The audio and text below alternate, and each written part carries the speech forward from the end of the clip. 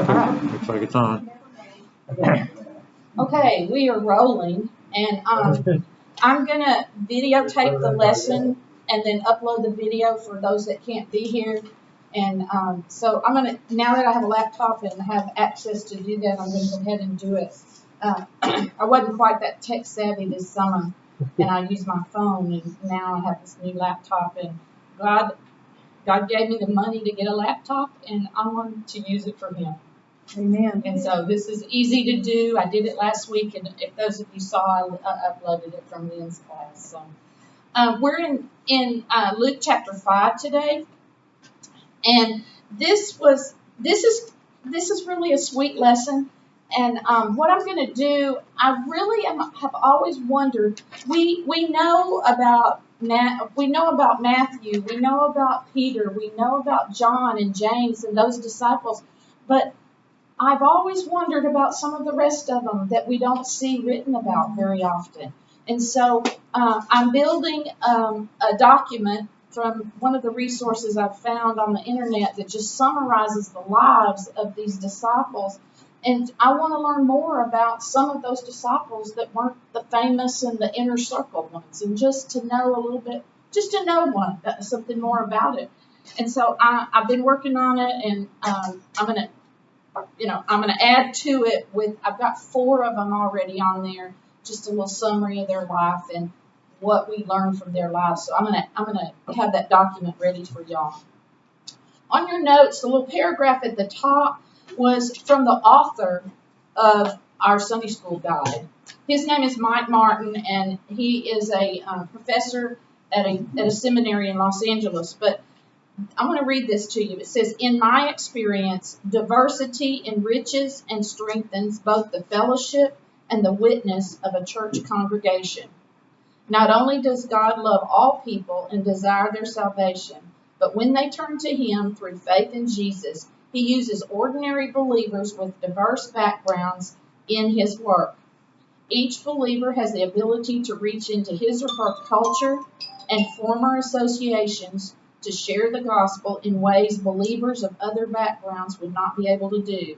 God uses a diversity of people to do His work, and their common commitment to Him makes them a family united in love and service." I think that says a lot about what we want in a church.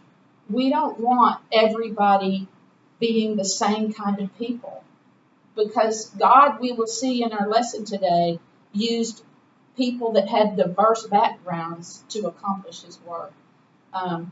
Jesus chose outcasts as disciples, and His message is to bring salvation to everybody, regardless of their background, and that shocked the religious leaders of the time. The Pharisees and the Sadducees, and they didn't like hearing that because they thought they had it right. The church in every generation, in every place, still has to decide who it will follow, Jesus or the Pharisees. As Jesus' fame grew, He had to deal with larger groups of people that were crowding around Him, that were here to hear His word and to see His miracles. Now, we talked about this before. Some of these people were genuinely sincere in wanting to be a part of what He had going, but others were ambulance chasers. They were just curious to see what was happening and is this real? And so we had some of those in it. And then we had the Pharisees who didn't want any part of it, but you know what? They were there and they heard, they wanted to hear. In the beginning of Luke chapter 5, it tells of a time when Jesus was speaking to a crowd from a boat that was anchored offshore in the Sea of Galilee. Now, in some Bible translations, it calls it the Lake Gennesaret. Now, later on, we talk about I remember when we did the Book of Mark, and we talked about the possessed demon guy. He was in Gennesaret. Well, Gennesaret is a fertile plain that lies between Capernaum and the Sea of Galilee. So the city sits a little bit back, but in between there is a plain. Where's Capernaum? It would be right in here between. So it's a plain in between. And in 1986, 2 fishermen from a nearby settlement discovered the remains of an ancient boat buried in the silt along the shore of Lake Gennesaret, or the Sea of Galilee. It apparently was a fishing vessel. It had a deck and at the bow and was powered by a single sail and/or 4 oars. It could carry up to 15 people or a comparable load of cargo. Experts date that the excavated and preserved ruins to be from around Jesus' time. And it would be considered that this boat that Jesus was getting in would have been similar to that. So maybe it would hold 15 people, which is a pretty good sized boat. And so he would be getting in this boat and pushing away from the shore. It says in verse 2 of chapter 5, it says he noticed 2 empty boats at the water edge, for the fishermen had left them and were washing their nets. Stepping into one of the boats, Jesus asked Simon, and we know his other name was Peter, its owner, to push it out into the water. So he sat in the boat and he taught the crowds from there. So here we have Jesus sitting in a boat. So let's look in chapter 4, in verse 4, and we're going to read 4 through 7. It says, when he had finished speaking, he said to Simon, now go out where it is deeper and let down your nets, and you will catch many fish. Master, Simon replied, we worked hard all last night and didn't catch a thing. But if you say so, we'll try again. And at this time their nets were so full they began to tear. A shout for help brought their partners in another boat, and soon both boats were filled with the fish and on the verge of sinking. So this was after he finished talking. The boat, and we know the boat that he was in belonged to Peter, but the other boat was there too, and they were probably in business together because they were both at the same area. So given about the size of that boat that we just described that was found, it's likely that there were some extra people in the boat because it would probably taken some extra people to push it off, launch it offshore, and then to manage its stability when they were in it. So there was probably several people in the boat with Jesus, at least 2, if not more of them. So Simon would have been one of the people sitting in the boat with Jesus, but we really don't have any indication of how long he spoke. But it's likely that it started early in the morning because where did he find the guys? Sitting on the shore, fixing their nets. So they had come in from their night of fishing, and they were sitting there fixing their nets, and now they're being asked to go back out and go fishing again.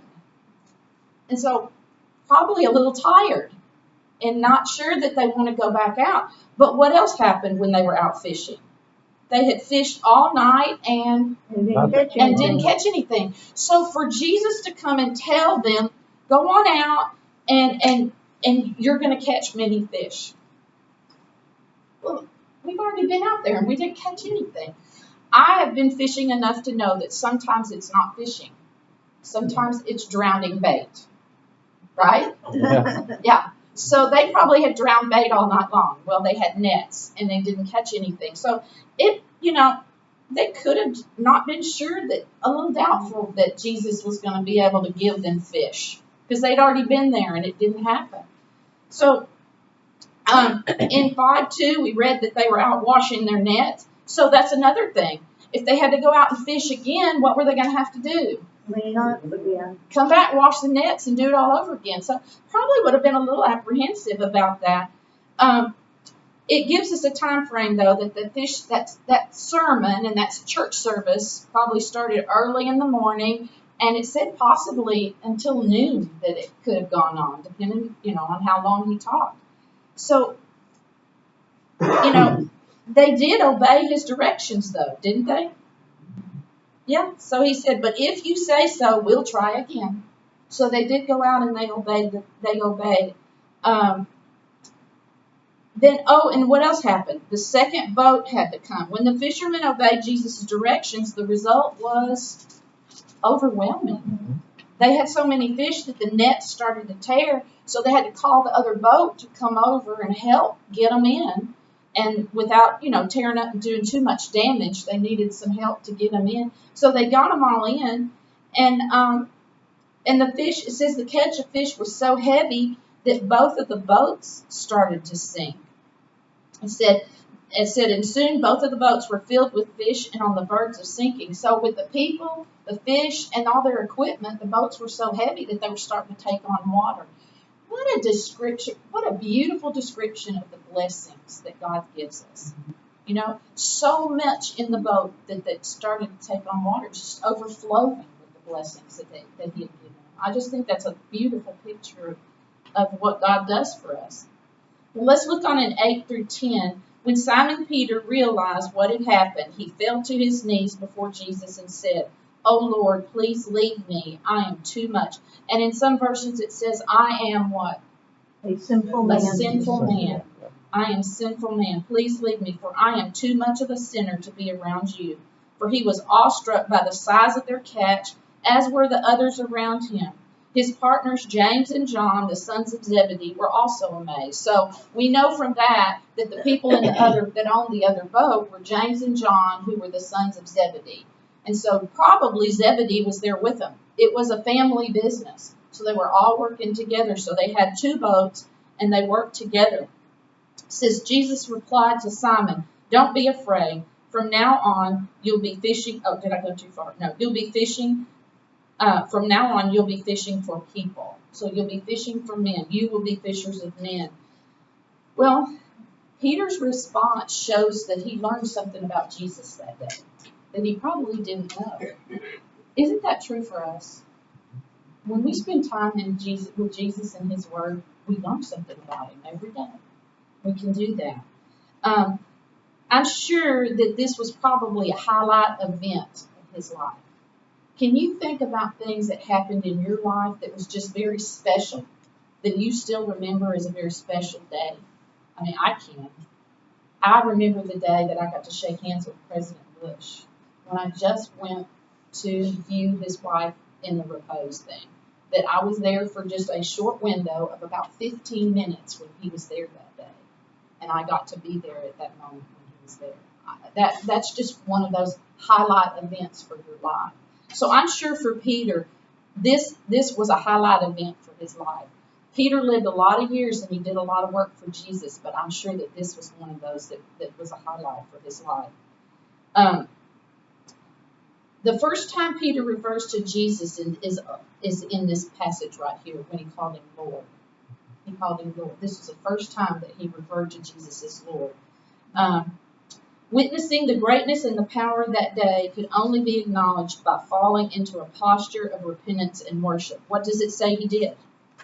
He fell down on his knees. He fell on his knees. He put himself in a position of worship and honor because of what he witnessed. That there couldn't be anything else but power of God. He recognized the power of God was at work in the person of Jesus. It wasn't just by accident. It wasn't just that they had fished on the wrong side of the boat all night long. It was the power of God that did that. And it wasn't. Peter also showed how worthy to be in the holy presence of Jesus. So his worship, falling on his knees, shows Jesus' holiness, shows his power. It shows that he's believable too, doesn't it? Yeah, he's believable.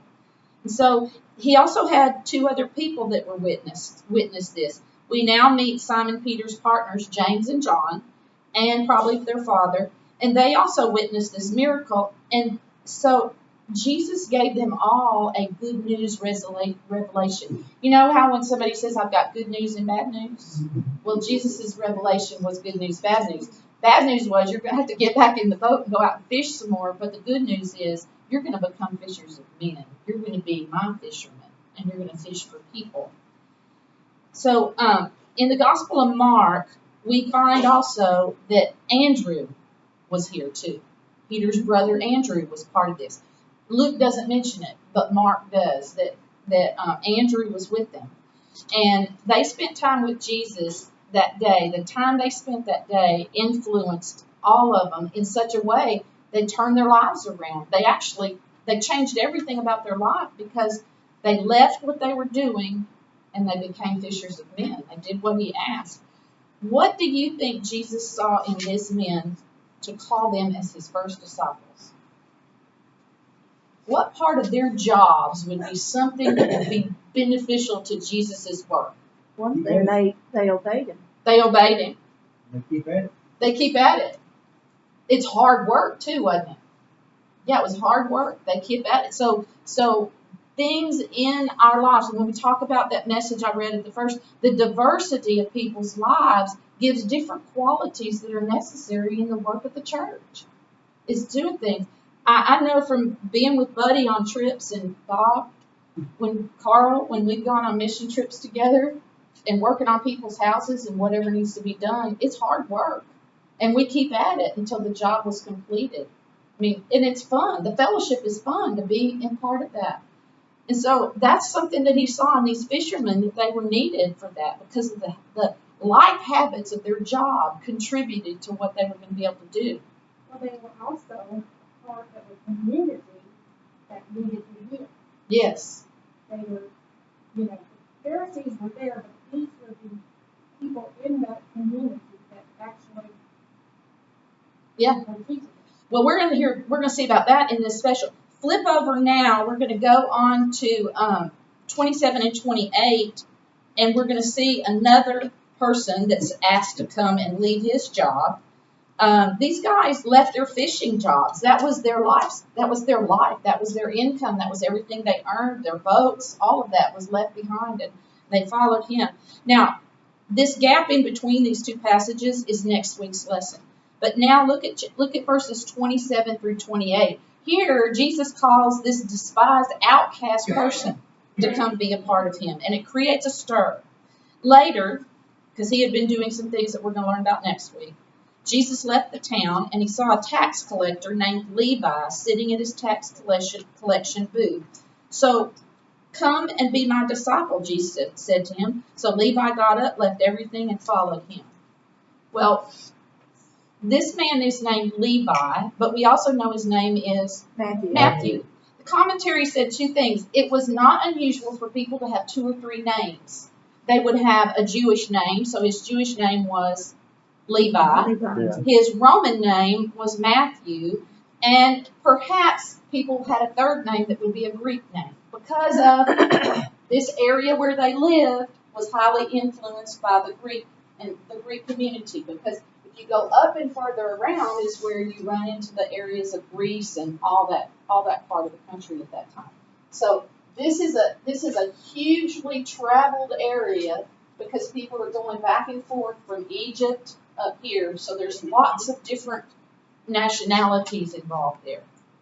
Okay, so but here in this verse, it calls him Levi. Some verses call him Matthew at this point. He was a Jew who worked for the Roman government, and he was the local tax collector. He collected taxes from the citizens and merchants who were passing through the town. Capernaum was a customs post on a caravan road between Damascus to the north and then the Mediterranean Sea to the west. So from Damascus is over here, so from here to here, there was a caravan route that came through. So as they came through, they had to pay taxes to come through. So most of the tax collectors overcharged the people, and then they kept the profits for their earnings because they charged what was supposed to be charged with a little more so that they could get their own money. Everyone in Capernaum would have known who Matthew was because he was sitting in a spot that was very visible when people would come into the town. And it's possible he sat it said he was in his tax booth. It's possible it was like a bench that sat up kind of higher and he would look down on the crowd, but they would come. And so that he was very visible. And the commentary said it probably was not the first time Jesus had seen him because Jesus was working and he was walking back and forth between these towns. So he had probably seen Matthew before sitting there in that booth. And so it wouldn't have been unusual for him then to walk up to him and say something. And Matthew was probably very, very wealthy. One of the things in here, it said it says Jesus saw him there. The Greek word in our text, saw, means to look intently. So, Jesus could have just stood back and just watched the comings and goings of the people and watched his interactions with the people too. So it said he stood there intently to look at them. And he probably paused for a second, and then he went up. But his conversation only had 2 words. Follow Follow me. me. That's all he said. Follow me. It wasn't an invitation. It was a command. It was a command. Follow me. Well, Matthew left a lucrative business. And he was probably very wealthy, and he left behind not only what he had right there, but potentially how much. Who knows how much he would have earned? A potential huge wealth of, in the future. So now let's look what else it says. In 29, soon Levi held a banquet in his home with Jesus as the guest of honor. Many of Levi's fellow tax collectors and other guests were there. But the Pharisees and their teachers of religious law complained bitterly to Jesus' disciples. Why do you eat and drink with such scum? What is another word that some other version says? Tax collectors and sinners. Tax collectors and sinners, yeah. Jesus answered them, healthy people don't need a doctor. Oh, let me stop. We'll come back to that. So Matthew called his friends together to meet Jesus. I know that I don't really have a situation where I've had somebody come into town that's a real special guest and I call my friends to come over and meet them.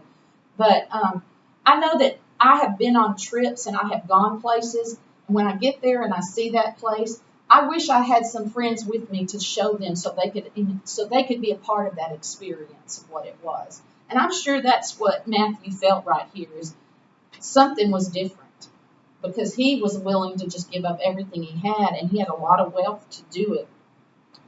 And also, these people were tax collectors, and in the eyes of the Pharisees, tax collectors and sinners. So would they have been allowed in the synagogue? No. No. These were people Jesus couldn't reach any other way.